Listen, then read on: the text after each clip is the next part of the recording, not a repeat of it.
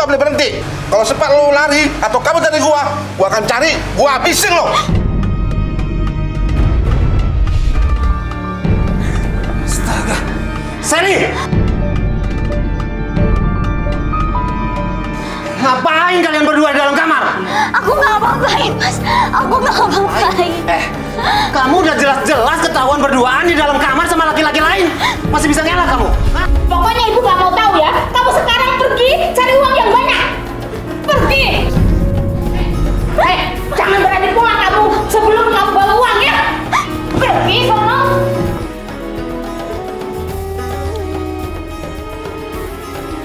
Dan janganlah kamu mendekati zina. Sesungguhnya zina itu adalah suatu perbuatan yang keji dan suatu jalan yang buruk. Quran Surat Al-Isra ayat 32.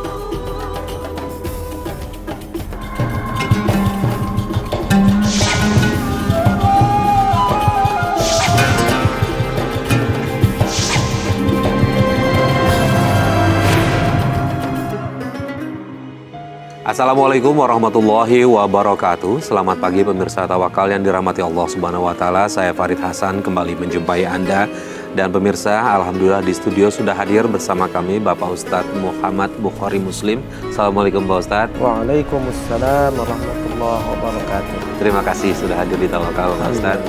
Sama-sama. Taqrabuz zina. Jangan mendekati zina, mendekati saja dilarang, apalagi melakukan. Nah, kata-kata wala taqrabu, jangan mendekati berarti jangan berdekatan pertama dengan lingkungan, dengan teman, dengan pekerjaan, jangan. Yang tadi Mbak Sally cerita, dia juga nyesel dari awal dia deket dengan teman, ternyata temannya begitu. Maka pandai-pandailah mencari teman. Yang kedua, dengan mohon maaf tadi nyanyi keliling. Kalau misalnya dinyanyi keliling itu banyak terjadi hal-hal yang terjerumus dengan zina, maka jangan melakukan itu. Berhentilah dengan itu. Carilah rezeki yang lain. Karena apa? Ternyata dengan banyak nyanyi keliling, banyak orang terjerumus kepada perzinaan. Nah, ini namanya wala taqrabuz zina innahu kana fahisyatan wa sa'a sabila. Karena jalan menuju zina itu sangat fahisyah, keji loh. Begitu. Zinanya juga keji. Janganlah kita dekatin. Catatan pelajaran kita pemirsa yang dirahmati oleh Allah, kita cari teman yang baik. Cari lingkungan yang baik. Karena jangan sampai nanti terjerumus. Karena kalau kita mendekati teman yang begitu pasti ketularan. Lingkungan yang begitu nanti ketularan. Tapi kita catat, Mbak Sally, semacam ini saya kira banyak di sana. Karena apa? Dulu saya kira tidak ada kok orang itu mau jadi seperti Mbak Sally. Nggak ada. Pengennya jadi orang normal. Paling kita ngomongnya pengen masuk surga. Masa iya masuk surga dengan cara yang tidak baik? Gak mungkin. Kan seperti itu. Tetapi karena apa? Bisa jadi pergaulan, bisa jadi tuntutan. Tadi yang kedua karena tuntutan. Beliau cerita karena apa? Orang tuanya. Wal iyadzubillah. Orang tua gak ada kewajiban menuntut anaknya mencari rezeki. Ini salah. Kenapa? Pada hakikatnya justru orang tua yang harus mikirin tentang anak. Ini hukum asalnya. Ketika masih kecil dipelihara, nggak ada loh kewajiban anak itu nanti harus memberikan uang. Enggak. Kewajibannya berbakti. Lah berbakti itu tidak harus dengan uang. Kalau misalnya mohon maaf sama-sama susah, tidak ada rezeki, kita yakin semua rezeki itu diatur oleh Allah. Orang tua punya rezeki, anak juga punya rezeki. Ini yang harus kita luruskan. Jangan sampai malah justru orang tua menjerumuskan anaknya. Naudzubillah min dzalik. Nah, Mbak Sally sendiri kan hati kecil sebenarnya bertentangan. Kenapa nggak Mbak Sally sendiri untuk mencoba melawan gitu, nggak mau gitu dijadikan PSK seperti itu? Saya pernah, Mas. Saya pernah menolak dan menghilang dari kerjaan itu. Tapi saya dijemput paksa sama bos saya dan anak buahnya. Bahkan saya diancam supaya saya tidak melawan dan tidak kabur. Sally, keluar lu! Lu jangan ngumpet, gua tahu lu ada di dalam. Keluar! Lu jangan macam sama gua ya. Sally, keluar gak lu? Hah? Kalau enggak teman gua nih akan ngedobrak pintu ini. Nah, keluar juga lu akhirnya ya. Hah? Pokoknya sekarang lu ikut gua ke markas. Udah ada booking lu. Nih, dia juga CTP ke gua. Pokoknya aku udah nggak mau kerja, Bos. Lu kalau ngomong sembarangan ya, harusnya lu berterima kasih sama gua. Pokoknya aku udah nggak mau kerja lagi. Lu nggak boleh berhenti. Kalau sempat lu lari atau kabur dari gua akan cari, gua habisin lu.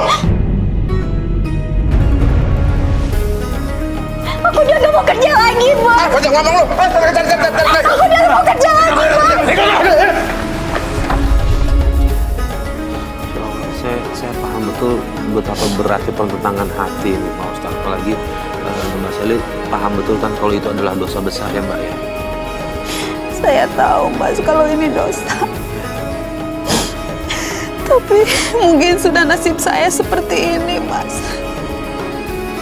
Setelah nikah, perekonomian saya bagus, Mas. Nah, berarti setelah itu, mohon maaf, setelah menjadi PSK itu sempat berhenti bertemu laki-laki untuk menikah, atau? Bukan, Mas. Gimana ceritanya? Dulu, sebelum saya bercerai, saya punya suami, Mas. Perekonomian kami bagus. Suami saya yang angkat derajat saya dan keluarga saya.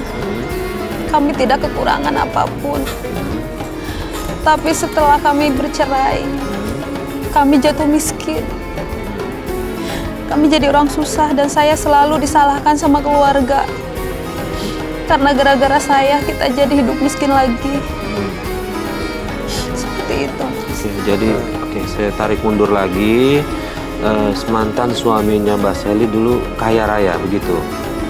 Betul, Mas. Nah, oke, berarti setelah kaya raya cerai, kemudian jatuh miskin dan bekerja sebagai PSK, mohon maaf, seperti itu. Iya, Mas. Ibunya Mbak Sally tahu nggak sih kalau Mbak Sally kerja seperti itu?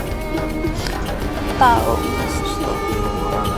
Nah ini, Ibunya? apalagi ini tahu, berarti kan sama dengan menyuruh. Iya. Wa'iyadzubillah, wahai orang tua, ingatlah, kalau Anda menyuruh anak Anda berbuat maksiat, pertama Anda menanggung dosa. Yang kedua, seharusnya anak tidak boleh ngikutin perintah orang tua yang untuk melakukan maksiat. Pemirsa, Mas Farid yang dirahmati oleh Allah, ada catatan tadi yang terbesit. Dia bilang, ini sudah nasib. Tidak ada nasib itu untuk maksiat, nggak ada. Nggak ada takdir Allah, ini takdir Allah, saya udah jadi mohon maaf, asusila. Nggak ada, salah. Justru kita harus melawan. Begitu. Kenapa Allah kasih pilihan? Kita dikasih pikiran, dikasih nurani untuk kita tahu iman. Dikasih itu milih. Anda mau milih kafir, mau milih mukmin, mau milih yang bagus atau milih yang nggak bagus. Terus kita ngomong, ini takdir, ini sama dengan menyalahkan Allah. Tidak ada. Oh, ini pilihan kita. Apalagi diceritakan tadi, Mbak Sally sudah pernah menikah. Kan begitu, ekonominya bagus. Terus ngomong, oh takdir saya ini ternyata kemudian miskin lagi. Tidak ada. Yakin, rezeki itu sebetulnya sudah ada. Mohon maaf, nggak ada mangkoknya lah. Kita ini masing-masing pas rezekinya tuh udah pas. Gitu loh. Yang tidak pas itu apa? Nafsu kita, keinginan kita pengen lebih dari apa yang kita butuhkan. Kita cukup baju 2, 3, tapi enggak cukup, maunya enggak, pengen seperti ini, pengen seperti ini, jadi nafsu. Keinginan ini yang harus dikelola. Maka sarannya pemirsa yang dirahmati, ini pelajaran bagi kita. Kalau kita sudah punya keluarga yang baik, pertahankan. Nah itu baru kita ngikutin takdirnya Allah. Takdirnya Allah apa? Kalau ada orang berkeluarga, ekonominya bagus, dipertahankan nih. Dengan cara apa? Taatlah kepada Allah. Itu Mas Farid. Mbak Sally, tadi keluarga Mbak Sally menyalahkan Mbak Sally kenapa mereka akhirnya jatuh miskin lagi gara-gara bercerai. Nah, penyebab cerainya apa ya, Mas? Penyebabnya gini, Mas. Dulu saya selingkuh. Saya ngajak mantan pacar saya ke rumah. Suami saya pulang kerja, melihat saya di kamar. sih, Mas? Iya beneran. Mana ada siapa pernah bohong? Makasih ya, Mas. Kamu jangan pernah tinggalin aku ya. Gak akan jauh. Lalu. Astaga. Sally! Ngapain kalian berdua di dalam kamar? Aku nggak apa-apain, Mas. Aku nggak apa-apain. Kamu udah jelas-jelas ketahuan berduaan di dalam kamar sama laki-laki lain. Masih bisa ngelak kamu? Hah? Oh, aku tahu. Pasti laki-laki ini mantan kamu kan? Sini kamu. Apa?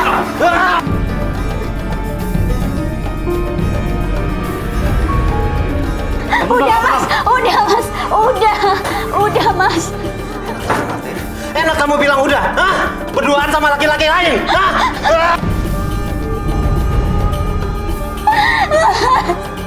Aku janji aku gak akan ngulangin lagi, Mas. Aku minta maaf. Dengar ya. Gue nggak mau dengerin omongan lu lagi. Dan mulai sekarang, lu pergi dari sini. Gue udah muak ngeliat muka lu. Pergi. Pergi.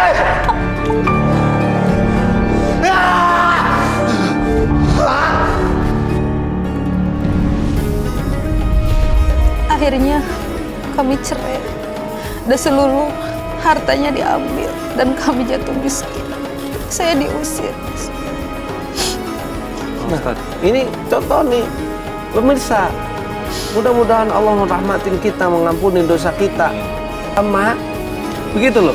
Ada Rasul mengatakan, kalau ada seorang laki-laki datang kepadamu, ingin melamar anakmu, begitu, dan kau yakin agamanya bagus, jadi bukan hartanya. Jadi kalau yakin agamanya, sudah nikahkan. Tapi apa? Sekali lagi, mama doma fata, yang lewat sudah lewat. Ini sebagai pelajaran kita. Apa yang kita lakukan? Kita bertaubat. Tidak perlu menyalahkan yang dulu sudahlah, yang dulu lewat, kita kembali. Kullu bani Adam khatta'un. Setiap anak manusia itu punya kesalahan. Wa khairul khatta'in at-tawwabun. Sebaik orang-orang yang salah itu adalah yang bertaubat. Saya kira harus bertaubat. Nah, selanjutnya Mas Farid, yang perlu menjadi catatannya, inilah ketika suami dia punya uang, kan kewajibannya tidak hanya materi. Ini yang kedua nih, manusia itu diciptakan punya nafsu, punya syahwat, harus dijaga. Dia punya istri, harus dipenuhi. Maka kalau suami tidak mampu memenuhi, jangan disiksa, jangan dipelihara, jangan dibiarkan begitu saja. Justru sekali lagi ini ibadah loh. Memenuhi nafkah batin istri itu ibadah. Sampai kemudian istri melakukan selingkuh, ini juga salah. Ini salah.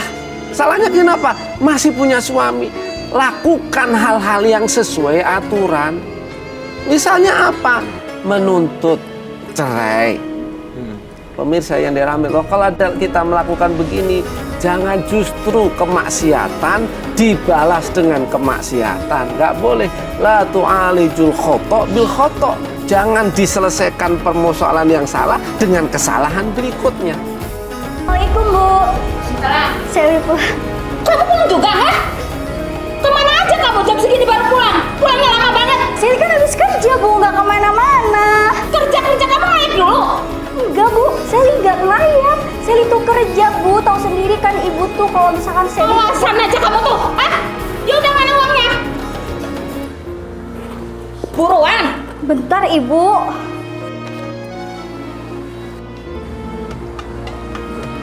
Apaan ini? Uangnya cuma sedikit?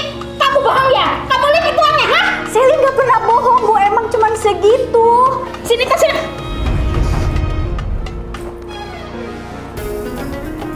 Bener-bener kamu tuh ya, anak kau diri untung. Udah saya jodohin dengan laki-laki kaya, kamu malah selingkuh.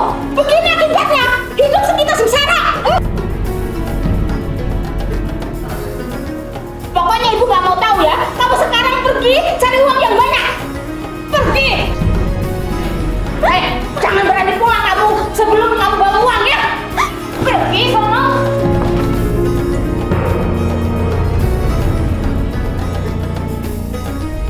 Nauzubillah min dzalik. Sekali lagi Mbak Sally, lebih baik kita berhenti deh. Apakah pertanyaannya seorang anak kemudian nggak mau patuh sama orang tua gara-gara untuk berbuat maksiat durhaka? Tidak. Justru ini menolong orang yang berbuat zalim. Begini Mbak Seli, Rasulullah menyarankan begini, unsur akhaka zaliman au mazluman. Tolonglah saudaramu, orang tuamu, anakmu, kerabatmu yang berbuat zalim atau yang dia dizolimi. Sahabat bertanya, ya Rasulullah, nangsuruhu mazluman wa kaifa nangsuruhu zaliman? Kami nolong kalau orang dizolimi, kami nolong. Bagaimana cara menolong orang yang berbuat zalim? Yamna'uhu minaz zulm, kata Rasulullah, cegahlah dari dia tidak sampai berbuat zalim. Kalau Ibu Seli menghentikan, berhenti nih, dah Ibu saya nggak mau berhenti, menolong ibunya, justru berarti Mbak Seli taat sama ibu, taat sama orang tua.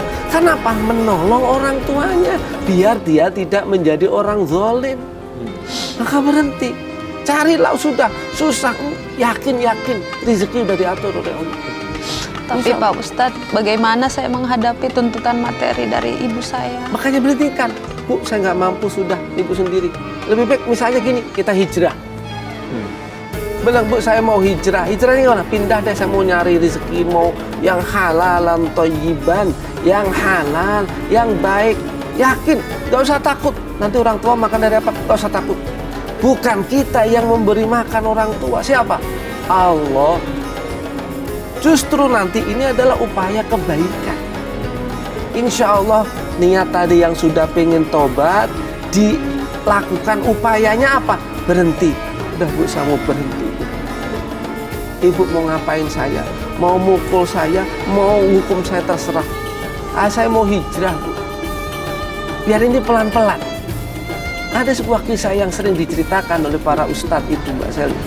Ada orang tidak hanya berzina ini, membunuh orang sampai 99 orang dibunuh. Kan ini sepangkat, sederajat dengan orang berzina, orang bunuh nyawa orang. Kan begitu kan? Lah akhirnya apa? Dia pengen tobat, pengen datang ke ustadz, ke kiai. Ya Allah, saya pengen tobat kiai. Apakah masih ada? Dosamu udah banyak, nggak mungkin diampunin, dibunuh sekaligus. Nah akhirnya apa? Dia pindah dari kampungnya yang penuh dosa tadi.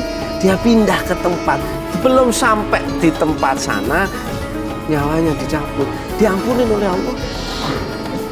Begitu. Kuncinya pemirsa yang dirahmati oleh Allah, kita jangan takut dengan rezeki kita. Kadang-kadang kebanyakan orang yang masuk terjun segini karena takut nanti makan gimana, nanti tuntutan ini gimana, nanti begini gimana. Nggak usah takut, nanti Allah yang ngatur. Kita apa? Pengennya taat, patuh kepada Allah. Begitu. Itu ya Mbak Seli ya. Bismillah, udah ayo dijalanin mulai pelan-pelan. Udah yakin mulai dari sekarang. Nggak apa-apa, nggak usah takut. Apakah saya nggak durhaka? Malah justru Anda nanti menolong ibu Anda, menolong bapak Anda. Bukankah nanti pengen ketemu di surga? Bukankah pengen masuk surga? Begitu. Jangan sampai sudah pengen masuk surga terus melakukan larangan-larangan Allah. Nah Mbak Seli gimana sekarang? Saya sih berharap Mbak Seli berhenti bekerja seperti itu. Karena tadi Pak Ustadz bilang Allah juga sudah menjanjikan rezeki hambanya sudah ada rezekinya masing-masing. Gak usah khawatir. Nah, Mbak Seli gimana? Mau tetap terus atau berhenti? Saya ingin berhenti, Mas. Dan saya mungkin akan berusaha jualan kecil-kecilan saja, Mas. Ya, coba itu pelan-pelan. Ingetin lagi orang tua, doakan apa Ustaz? Amalan dan doa seperti apa nih yang harus dipanjatkan sehingga Mbak Seli ini biar dia tetap istiqomah berhenti dari pekerjaannya yang lama dan kemudian bisa menyadarkan kedua orang tuanya. Ya, kalau Mbak Seli tidak bisa bahasa Arab, bahasa Indonesia. Ya Allah, beri hidayah orang tua saya, ya Allah. Mbak Seli masih rajin sholat? Alhamdulillah. Sholat, habis sholat doakan, ya Allah, beri hidayah orang tua saya, ya Allah, agar menghentikan seperti ini. Saya tidak bisa putus dengan orang tua karena itu nasab. Tetapi saya pengen menghentikan kemaksiatan. Kemudian baca Fatihah. Karena Fatihah itu 5 quri alahu untuk niat yang dia baca. Maksudnya orang yang baca niatin apa? Agar diberi hidayah orang tuanya, insya Allah dapat Fatihah. Apalagi Fatihah kan pembuka, Al-Fatihah, agar pikirannya dibuka, hatinya dibuka, orang tuanya terbuka nanti.